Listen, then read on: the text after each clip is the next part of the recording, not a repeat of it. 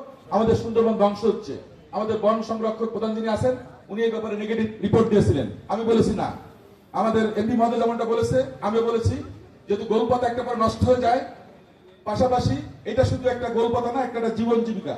সুতরাং এটাকে আমরা ঠিক রাখবো, তবে সুন্দরবনের সুরক্ষা নিশ্চিত করে আমাদের সুন্দরবনের সম্পদগুলো আহরণ করতে হবে।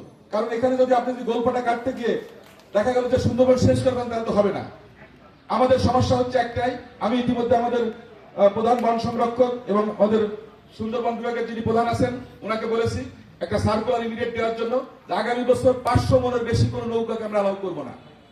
এবছর যদি কেউ কোনো অন্যায় করে আগামী বছর সে সুন্দরবনে ঢুকতে পারবে না।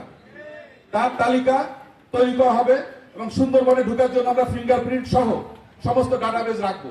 যারা একবার অপরাধ করবে তাদের বিরুদ্ধে শাস্তিমূলক ব্যবস্থা নিতে হবে।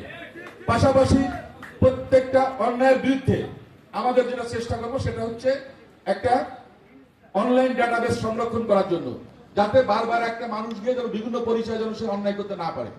তো সেটার জন্য আমরা মন্ত্রণালয়ের পক্ষ থেকে ইতিমধ্যেই কাজ শুরু করেছি।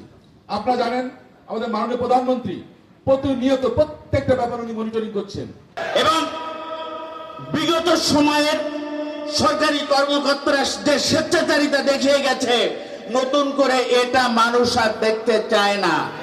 দুর্নীতি, লুটপাট এবং এই জেলে বাওয়ালিরা যাতে সহজ শর্তে পাস নিয়ে গ্রেপ্তার, অহেতুক গ্রেপ্তার এড়িয়ে যাতে তারা নিরাপদ জীবন যাপনের জন্য তারা বনজীবী হিসেবে তাদের রুজি রোজগারের ব্যবস্থা করতে পারে, তার ব্যবস্থা গ্রহণ করতে হবে।